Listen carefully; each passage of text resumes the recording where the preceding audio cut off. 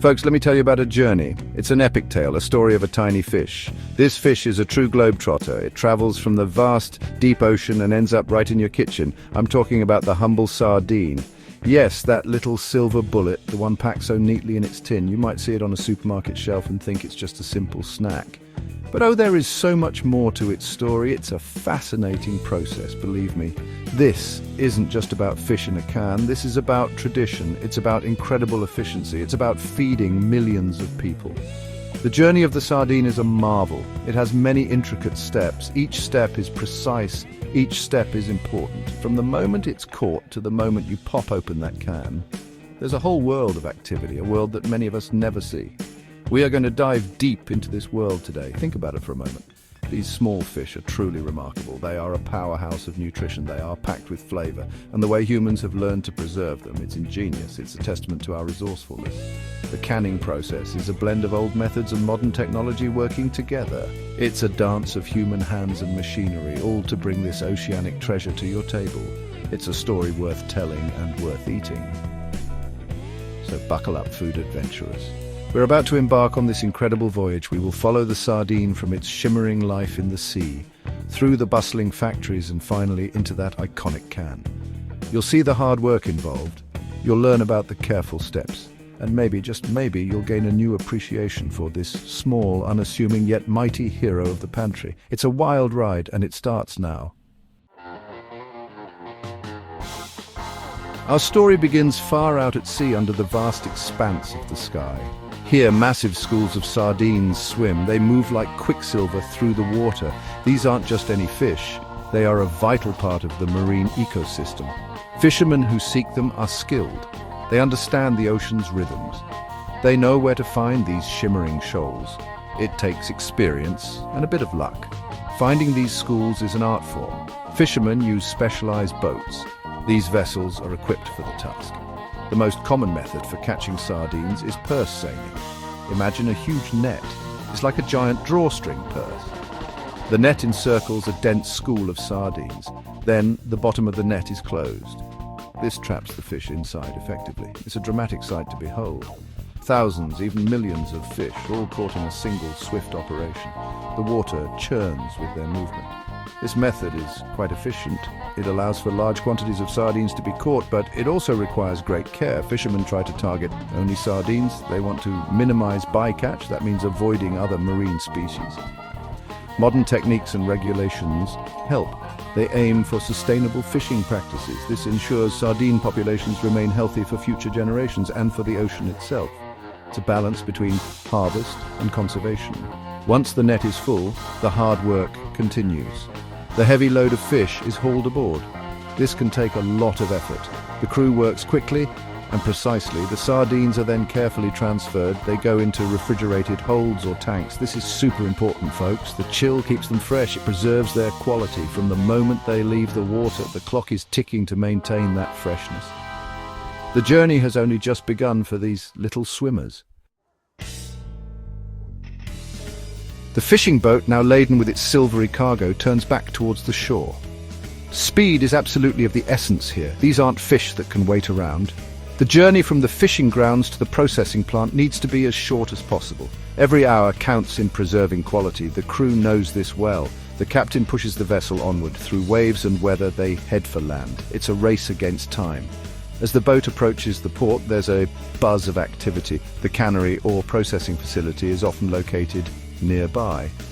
This minimizes travel time for the delicate fish. Once docked, the unloading process begins immediately. Large pumps or cranes might be used. They carefully lift the sardines from the boat's holds. Imagine tons of fish moving from sea to land in a continuous flow. It's a sight of industrial poetry. Everything is geared towards speed and gentleness. The fish are often transported in chilled seawater or with layers of ice. This cold chain is critical. It prevents spoilage. It keeps the sardines firm. And it ensures they arrive at the factory in the best possible condition. Think of it as a VIP escort for these very important little fish. Any break in this cold chain could compromise the entire catch. So, everyone involved is meticulous. They are dedicated to maintaining that chill. At the factory gates, the sardines are weighed. Samples are taken for quality checks. Inspectors look for freshness. They check the size of the fish. They ensure they meet the required standards. This initial inspection is crucial. It determines if the catch is suitable for the high-quality canned product that consumers expect. Only the best fish will make it through. This is where the next stage of their transformation truly begins. The factory floor awaits these ocean travelers. Inside the bustling cannery, the real action starts. The freshly arrived sardines begin their journey down a series of conveyor belts. This is where the first critical sorting occurs. Workers, often with incredibly skilled hands, stand along these moving lines. Their eyes are trained to spot any issues. It's a fast-paced environment, but precision is absolutely key here. These folks are the gatekeepers of quality. Nothing subpar gets past them. The primary task is to remove any damaged fish or fish that are not the right size. Sometimes other species might have been accidentally caught. These are also carefully removed. It's a meticulous process, one that requires concentration and speed. The workers might use small tools or just their experienced hands to pick out unsuitable fish, ensuring only prime sardines continue to the next stage of the canning adventure. This human touch is irreplaceable. Size matters in the world of canned sardines. Uniformity is important for consistent packing and for even cooking later on. So the fish might pass through grading machines. These machines can sort them by size, or this can also be done by hand. Smaller fish might be destined for one type of product, larger ones for another. It's all part of ensuring a perfect final product. Each needs to be just right. It's like a puzzle being assembled. The sorted sardines are then thoroughly washed. This is done with clean, cold water. This step removes any remaining sea debris or scales that might have come loose. It's another crucial part of maintaining hygiene and preparing the fish for processing. The water cascades over the fish, carrying away any impurities, leaving them clean and ready for the more intensive preparation steps that are about to come their way. The transformation is well underway. Section 5. Precision and purity, the art of preparation. Now comes a part that requires real skill and often specialized machinery. The sardines need to be prepared for canning. This usually involves heading and gutting. Yes, folks, it's exactly what it sounds like.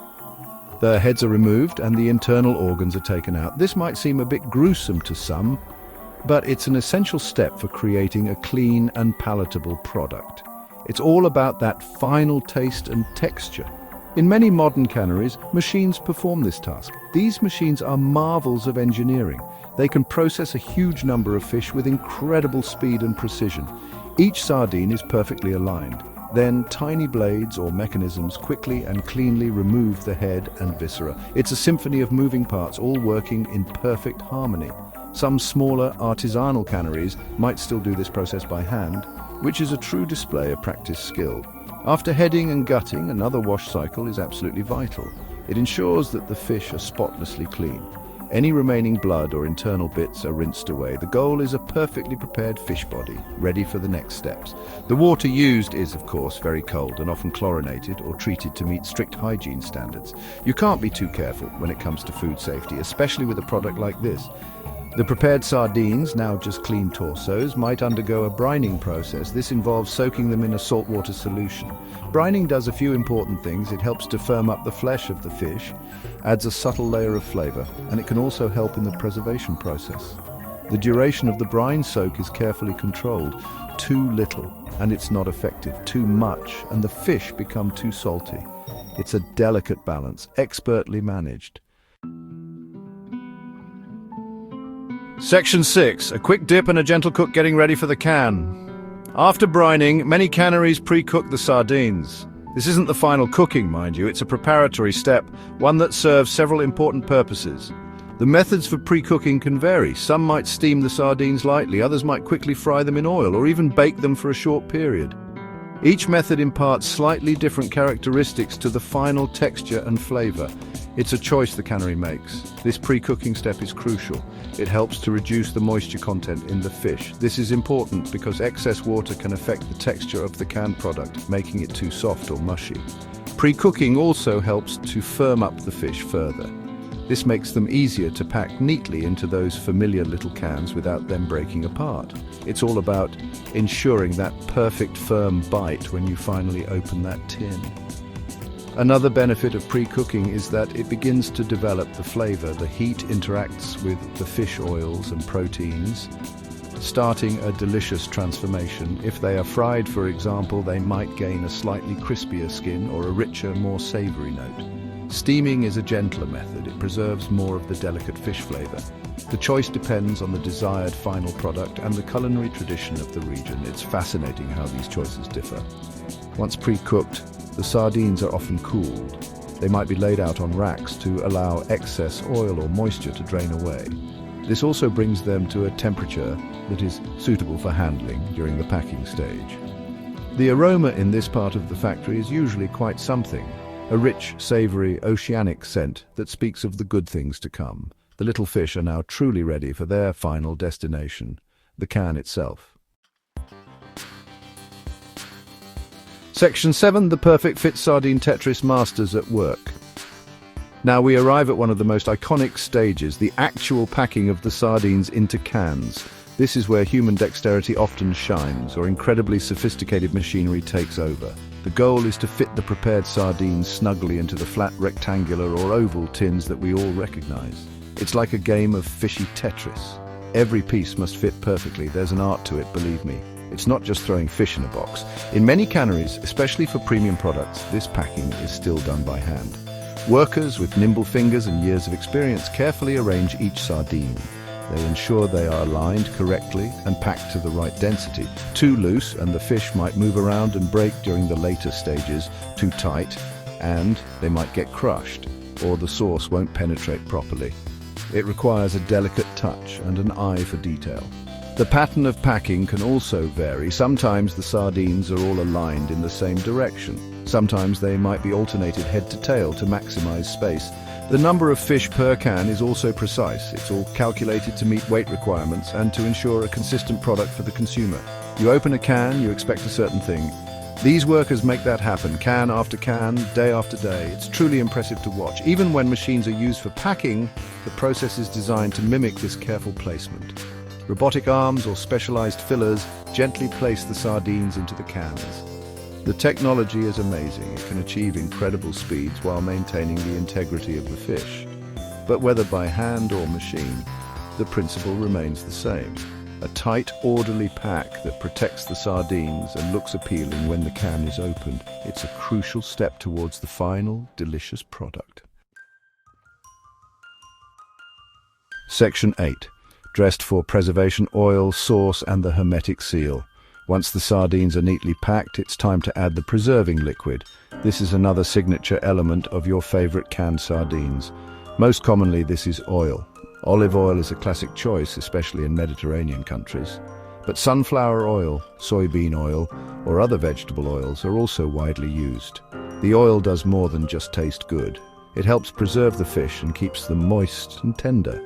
It's a protective, flavorful blanket, but it's not just oil, folks. Sardines come in all sorts of delicious sauces. Tomato sauce is incredibly popular. Mustard sauce has its dedicated fans. Some are packed in brine or with chili for a spicy kick, or even with lemon and herbs. The sauce is carefully dispensed into each can, ensuring the fish are well covered. This liquid fills the empty spaces between the fish, preventing air pockets and contributing to the overall flavor profile. The variety is amazing. After the sauce or oil is added, the cans move to the sealing station. This is a supercritical step. The lids are placed on top of the cans, then a machine called a seamer creates an airtight or hermetic seal. This machine folds and crimps the edge of the lid onto the body of the can, creating a double seam that is completely impermeable. No air can get in, no liquid can get out. This seal is what makes long-term preservation possible. It's a marvel of mechanical precision. The integrity of this seal is paramount. Canneries have strict quality control measures to check the seams on the cans. Defective seals could lead to spoilage, so this step is monitored very closely. Samples are regularly taken and tested to ensure every can is perfectly sealed, protecting the delicious contents within and ensuring the safety of the product. It's a high-tech guardian for our little tin treasures. The sardines are now secure, but their journey isn't quite over. Section 9, under pressure, sterilization and the rise of a global staple. The sealed cans of sardines are now ready for the final and perhaps most important step, sterilization. This is achieved through a process called retorting. The cans are loaded into large pressure cookers. These are known as retorts. Inside these massive chambers, the cans are heated under high pressure to temperatures typically above 116 degrees Celsius or 240 degrees Fahrenheit for a specific period of time. This is serious heat, folks. It means business. This intense heat and pressure treatment does something incredibly important. It kills any bacteria, yeasts, or molds that might be present in the can. This includes even the toughest heat-resistant spores, like the organism that can cause botulism. So this process makes the sardines commercially sterile, meaning they are safe to eat and can be stored at room temperature for a very long time, sometimes for several years. It's the magic of food science at work. The cooking time and temperature are precisely controlled based on the size of the can and the type of product. This ensures that the fish are thoroughly cooked right to the center and that the product is safe. But it also affects the final texture. The heat softens the tiny bones of the sardines to the point where they become edible. Often, you can eat the whole fish, bones and all, which adds to their nutritional value, especially for calcium. It's quite remarkable. After retorting, the cans are cooled, usually with cold water. Then they are labeled and packed into cartons, ready for distribution around the world. And that, my friends, is how the mighty sardine makes its incredible journey from ocean to can. These tinned wonders are popular for so many reasons. They are affordable, they are incredibly nutritious, packed with omega-3 fatty acids, protein and vitamins, and they are so convenient. A quick, healthy meal or snack ready anytime. No wonder they are a global pantry staple.